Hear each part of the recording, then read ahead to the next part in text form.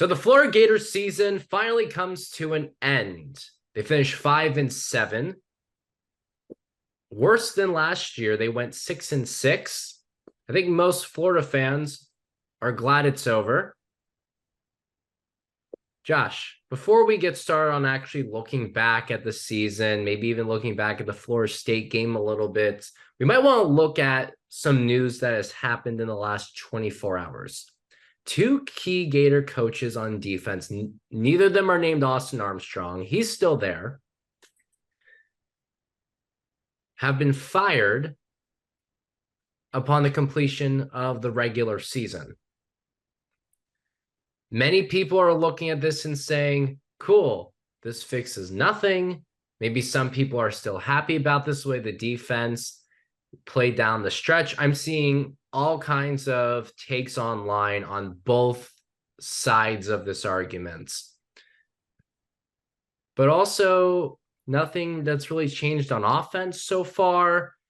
And you're the more defensive-minded guy of the two of us. What is your thoughts? What are your thoughts, if I want to speak English? Well, I guess my first thought would be, you look at one of the departures being Corey Raymond, obviously he having an incredible tenure at LSU, Florida being a big DB brand school, LSU also being that under the tutelage of Corey Raymond, you would think that would be a match made in heaven. Obviously, it didn't work out through 2 seasons. And one thing I kind of noticed from this year's secondary that you haven't really seen in years past from Florida, which is despite their record, despite how good they are or how bad they are, they always have that anchor in the secondary. And we just didn't see that this year. They're always putting somebody in the first round out of that defensive unit. And whether it be, Kyer Elam or CJ Henderson or Joe Hayden, you can keep on going down the list, but they just didn't have that guy back there. And it really showed throughout the course of this season. So obviously, they made those defensive changes. You got a lot of reaction on social media from already players that are already on the defense and potential commitments down the line that were, either some mixed feelings about it, some being shocked, some being upset, some, being supportive of the overall process. So it'll be interesting to see how that's going to work.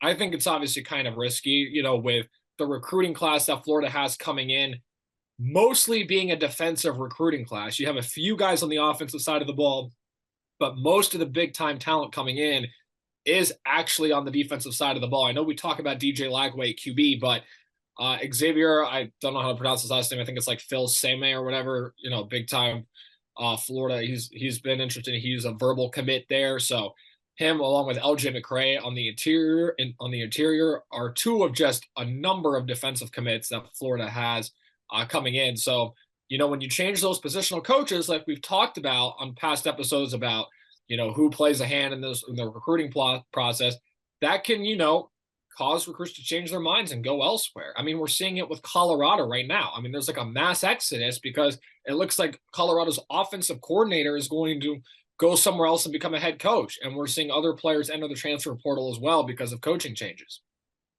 No, yeah, it definitely is an issue. Like, yes, you always credit Billy Napier with the recruiting class, but this also is a reminder that he's also not a defensive-minded guy. He's not the one who's going to go to the guys on defense and say, I'm going to make you successful. Because if you are a linebacker or a defensive tackle, I'm going to look at you and say, how are you going to make me better? But if you look at, hey, I got Sean Spencer, Corey Raymond, you're going to be able to say, oh, I can work with these guys. They know a way to help me improve specifically, get me ready for the NFL. And clearly some of these guys felt that way specifically because these recruits went on Twitter and expressed their displeasure for these moves. None of them have just ran to decommit yet, but it's still not a great sign. And I mean, yeah, and it's something you have to kind of take into account too when you're going to make those decisions before you make those decisions that you might lose some of those players. And again, we talk about Napier, not being a defensive guy. I mean, to see an offensive guy, I don't really know what he is, to be honest with you. We haven't really seen a whole lot in 2 years. Well, my point is based on his actual professional background. Right. He's not a defensive guy. Right. Would you say he's an offensive guy? I mean, kind of by default, he is. That doesn't mean he has shown success in that regard with the University of Florida. I'm just saying, by trade, Right. he Yeah. is a No. defensive guy. Right. Right. Just Now, and it's I know where you're going with that. Like, is he really anything? And to that like point, no, a no. lot of Like, yeah, it's like a 2-year audition. Like, who are you? What are you? What are you going to bring to the program? money, scared money. Scared money on 4th and 1, and you're in enemy territory at home, and you kick a field goal. But that's beside the point. I Remember just when that was like the coolest quote ever, and now it just comes back to haunt him like every single week. Scared money don't make money. Yeah, and it's just, everyone gets excited when you get a new coach, and it's like, oh, the program's going to change. We have hope, et cetera. Like, I remember when Florida hired Billy Napier. I mean, to be honest, I knew almost nothing about him. I knew where he was coming from, and I I was saw there the day they introduced him at the press conference. It was and a I, huge deal. yeah, and I could look at a stat sheet, or I could look at a win-loss record and where he was in the past, and it's like, okay, but like sometimes it's just like the SEC. We talk about how different it is when not being a head coach. Yeah, he might have been a positional coach on a Nick Saban staff. Well, Nick Saban's staff has had there's a mixed bag there. There are some coaches that come off the Saban tree that are home run hires. Kirby Smart. There are some that are decent coaches, Lane Kiffin, and then there are some that are who knows, they just don't work out. And it's right now, 2 years in. Jimbos. Yeah, and I mean, that's yeah, Jimbo at A&M, yes, it doesn't really work out. Yeah, that's like such a weird one because he has a national championship, but A&M has completely ruined his reputation.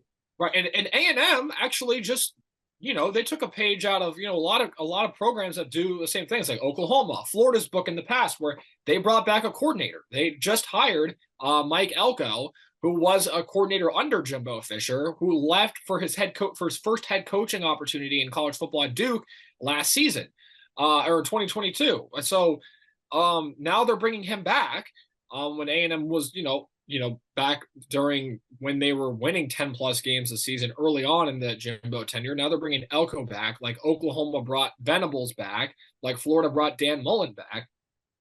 And on the Dan Mullen topic, I mean, we can talk about what didn't go right with Dan Mullen and what did go right. The thing that stuck out with me with Dan Mullen was at least they were on the cusp of competing for championships. And yes, he couldn't get out of his own way at times, but there were just certain things that just to me are not repetitive.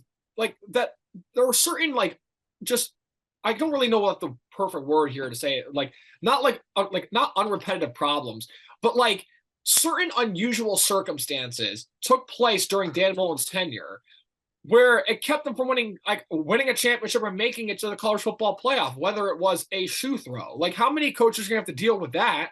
Like, we could talk about, well, that's a lot of discipline from the top down. Specifically that Marco Wilson situation, none. Yeah, to me, and I get it, you can be like, well, that's a reflection of coach. It goes from the top down discipline-wise. Well, I doubt something like that happens again, right? So, yeah, the discipline might have been a problem here and there. I don't think somebody is going to make that same mistake twice. Especially when it was that costly. Right. And I get some of the comments that are made about oh, well, we'll start, and they weren't great. Like, we'll get to recruiting during the offseason or whatever. Truthfully, I think that's something that, if he had a longer leash at University of Florida, that maybe isn't as magnified, because if you look at the last season, it was a dumpster fire. There's no doubt about it. But if you look at the other seasons, they beat LSU with Joe Burrow. They beat Georgia and Kirby Smart. They were able to hang in there with Alabama, and he had just gotten to that point where he finally made a change on defense. He removed Todd Grantham. And part of me, I guess, wishes that we could have seen what the next guy would have been like to replace Grantham under Dan Mullen's scheme, because Mullen's an elite play caller. We've seen it. Kyle Trask was a nobody, absolutely nobody. And he had him in the Heisman race. And when you look at the back to the recruiting point, like, yeah, maybe they weren't recruiting the best. Like Napier might be bringing in better talent, but Mullen was elevating the players that he was bringing in, and it Knew was how to play the almost, portal very well. Brian guys like Justin Shorter from Penn State. I mean, and like even some of the recruits that he was able to bring in, like Kyle Pitts was one of his guys. So like this idea that like he wasn't bringing in anybody is just it's a little bit of an overreaction. So yeah, I'll be honest. 2 years into the Napier era, I haven't seen us win one of those games that we're not supposed to win, and it just kind of looks like we're an inferior program, let alone a team. And yeah, part of me does miss Dan Mullen at Florida. Yep, Gator fans, I said it. I do miss Dan Mullen as our head coach. You know, it's crazy. I'm not even sure if that's the hottest take anymore. I know a lot of people, and there's a lot of people who want Napier gone, but a lot of them also well, I know a lot of them probably also don't want Mullen back, but I think there's a lot of people now probably look back at the 10-3 season with the Peach Bowl, the Orange Bowl win, even just going to the Cotton Bowl, which, by the way, the first and only time in Gator history they've been in that bowl game. Dan Mullen got them there. 3 New Year's Six bowls in a row. 3 New Year's Six SEC bowl championship appearance. Yeah, oh yeah. Even that year they beat Kirby Smart in the regular season. That has not happened since. And I'll be honest, and I get like 2 years down the road, we're making these, we're giving out these opinions or whatever that some people might think are ridiculous. And I'm going to come out and say this because I remember when we did fire him, I wasn't too thrilled with it. Like I understood why they did it. I understood like the relationship between Strickland and Mullen wasn't all great from what I heard. Obviously, it could have been different behind the scenes, but I understood like from what I heard, it wasn't working. But like I couldn't say I was thrilled about it. There have been some coaches that Florida moved off. I'm like, all right, thank goodness we're moving on from this guy and we're going to this guy. I didn't feel that way. I felt like, yeah, the last season was like a complete drop off, but like, it's when it happened too. So it's like, if he had that season in year one and then he had the 3 New Year's Six bowl appearances after that, we're not talking about that. So like, no, I would like to see another year after that. And if it, and I understand that that's a risk that you take and it could have gotten worse, but I'm not so sure that it would have because he did end up moving off of Todd Grantham. And I think that might have been a little bit better than we thought. Yeah. And with Anthony Richardson coming in, by the way, Anthony Richardson was already there, but he was going to take the reins for real the next year. And just to build up upon that, I happened to notice this on Twitter/X last night. Some people were talking about, they're on the train of, yeah, maybe not Napier, but still not Mullen. A lot of people were starting to say that, Mullen quit on everybody. And want to know who jumped in on social media? Yeah. Mahmoud Diabate. Mm-hmm. Jumped in and went and said, Mullen didn't quit on us. Stop spreading misinformation. I'm paraphrasing, by the way, but that's pretty much what he said. So yeah, he left. Former guys jumped in online and defended Mullen. Yeah, and he left for Utah after the change was made. And for the record, as bad as some of those Gator defenses were under Dan Mullen, Mahmoud Diabate was one of those better players on those defenses. He was making plays. Yeah, and I know a lot of people will point out the fact that Mahmoud went to Utah, but that was after Mullen was gone. Right, yeah. Like once his coach left, he's like, well, what's the reason me stay? I'm not staying for Mullen. So just for people to point out, oh yeah, he left. Well, still, he didn't quit on Mullen. Mullen didn't quit on him. They essentially left at the same time. He showed where his loyalty was, essentially. Yeah, absolutely. And I think it's just something that and we talk about it, right? We talked about it on here where we talk about giving these coaches a longer leash, being more patient with these coaches. And it's like, well, Dan Mullen gave us he gave us 2 10+ win seasons and then a shortened one because of the pandemic, 8 wins. And then the last year happened and it just spiraled. But I don't know. I mean, I wasn't ready. I wasn't somebody that was standing up here ready to move off of him instantaneously. No. And I think that maybe that was an emotional decision that was rushed, perhaps. And obviously now what's done is done, and you can't go back and undo that. And now, we talk about how we don't want to keep tearing down the program and rebuilding from scratch. Maybe that's some of the advice we should have taken 2 years ago. And again, and hang if on you're the ball. bringing in a quote unquote great class. But right now, that seems to be we keep talking about that. Like, oh, the players he's bringing in are good. The players he's bringing in are good. The players he's bringing in are good.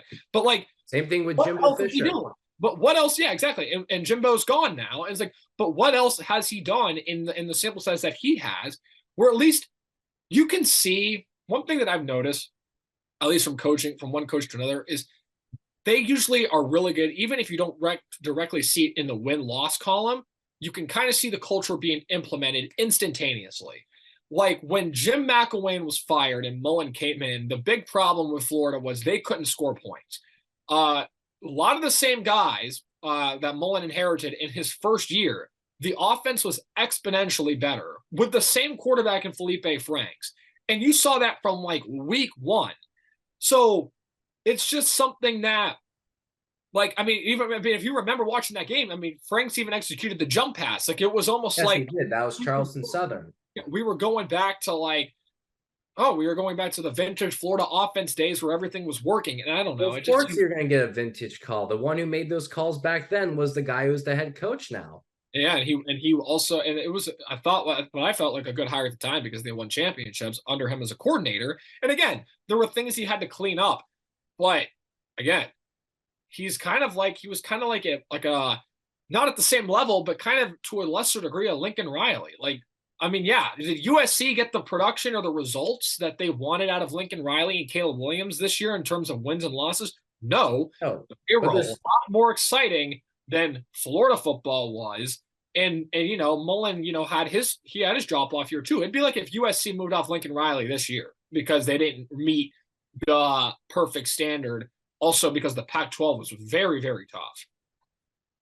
plus, like, I really can't even say USC necessarily had a bad year. Like, they had some bad games, but like, you can't necessarily say it was a bad year. Yeah, no, it's just a year that didn't meet the expectations they were looking for. Yeah, And they were kind of hoping the to. team was at Florida. Yeah, they're hoping to go to that next level. And the thing with Mullen too, and I just want, and I've been thinking about this, and you mentioned the short leash with Napier versus Mullen. And again, Mullen got to year 4, it got bad, and he got fired. But at the same time, you know, we're looking at the coach who's had 2 not good seasons, and we say, give him time.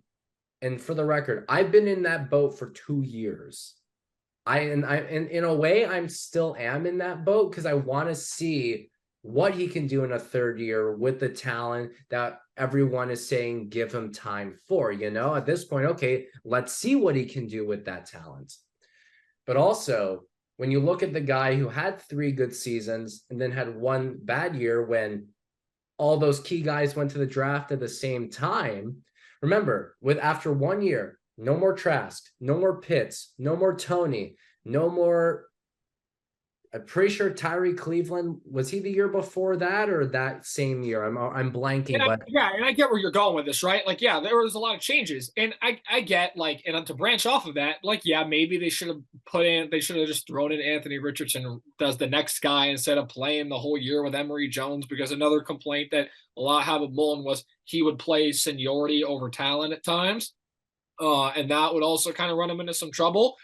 But I mean, the same we kind of saw it too with Damian Pierce having to sit and wait behind some of the other players, like Michael P. Ryan, who was a nice player, but I mean, you look at Pierce is, I mean, but Pierce is excelling in the NFL compared to Michael P. Ryan already. exactly. So like you would see some of these moves, and again, like you like to think obviously everything looks better now because of the situation that Florida is in currently, but and everyone says give Napier time to bring in the next players. But the thing that I think I'm a little concerned about is, yes, those players are going to come in, and let's just say those players do develop well and they become great. I have no doubt that those players, if they do, will go to the NFL, be good draft picks, etc. But will that start translating to winning just because you brought in good players? Like, you need to have a plan of attack. You need to be able to coach game plan. You need to be able to out coach the coach on the other side, no matter how many good players you have. Because Kirby's going to roll out 11 great players too. And Nick Saban's going to roll out another 11 great players. And Brian Kelly is going to do the same. So, yeah, okay, we're getting better players. It just kind of seems like to me that it's just like, yeah, good players are very important to winning, but you got to outcoach the other coach because they're going to have good players too. And I'm not so sure he's going to be able to do that.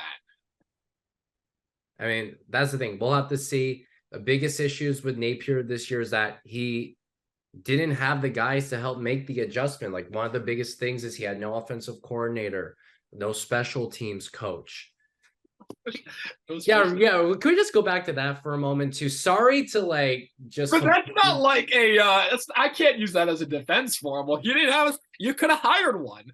You could. No, it's not meant to be a defense. It was like, wait, hold up. Now that I just said that, wait, can we talk about that too? Oh man! Like at least look as good as Mullen was at his own play calling. He had Brian Johnson. He clearly felt the need to have a right-hand man with him, someone who is already good at what he does. Like, think about it. When someone who's already, don't tell that the Eagles fans aren't too happy with Brian Johnson, but that's beside the point. It's been, oh my God, forget it. You know, look, in the end, first of all, in the end, there's good at coaching college and good at coaching the NFL. Come on, last year, everyone loved Brian Johnson with the Eagles. It just shows how quickly things can flip on a dime in the pros. Well, actually, they can flip on a dime in college too now. But my point is, when a good coach who's good at what he does in the play calling still says, you know, I'd like to make sure I have the good offensive coordinator who can also help me make better calls, feels the need.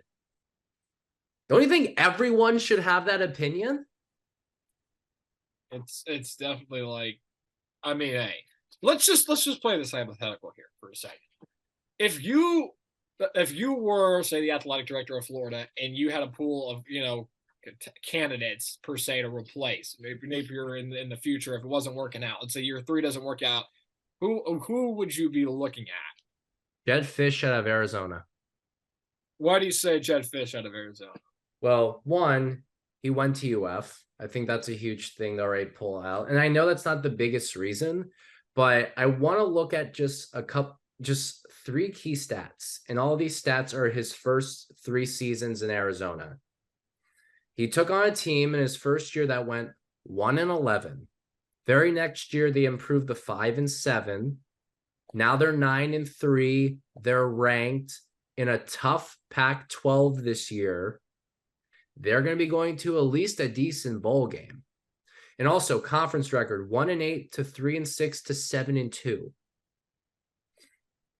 This is a guy, and by the way, he has a lot of years just being around football. Like, I just want to make sure I have this in front of me when I point it out.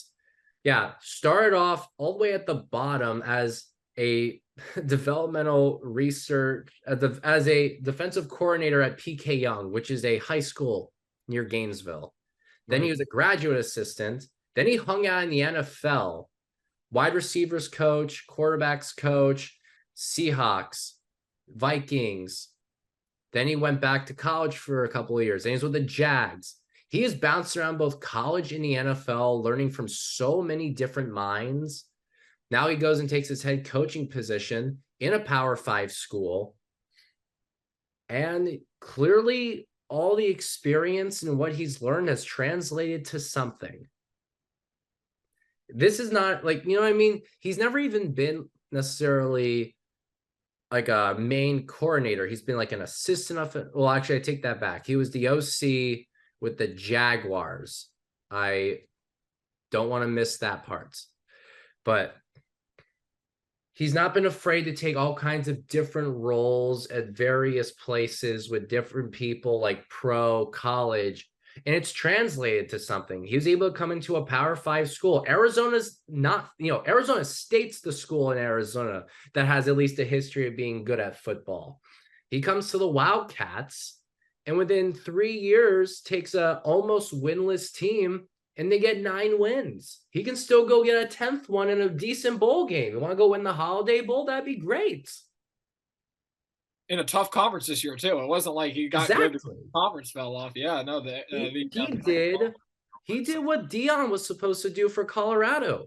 I think I think the expectations there were just a little too high. I Well, think I'm just saying what he was Colorado was one, supposed to because Colorado was a one-win team, right? And like you just brought up Fish, right? And like his first season, they won one game, and then the second year he won Yeah. like five. I was exaggerating the He did provable. what Dion. He did what Dion would hypothetically be supposed to do, like this upcoming season. Like, all right, now Yes. 9. So like, okay, but like I see where you're coming from.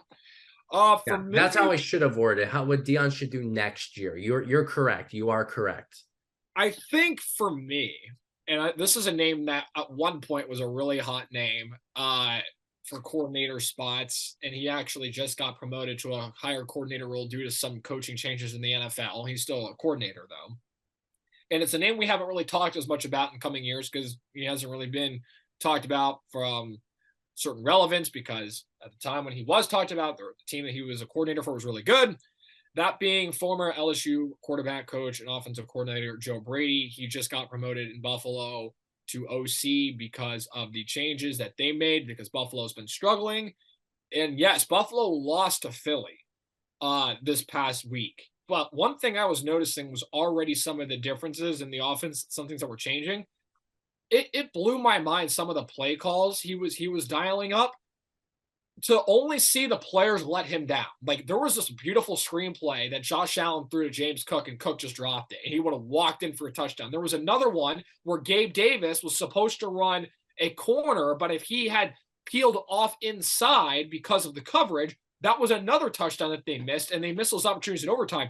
What I saw from that game was that Joe Brady knows how to call an offense. These players aren't getting it done, and it's really rare that you see a coach calling an offense, especially at the highest level with a team like Buffalo, and the players are what's holding him back. And it just, that to me just was very shocking. And I know he had the incredible success with Burrow and LSU and the remarkable season they had.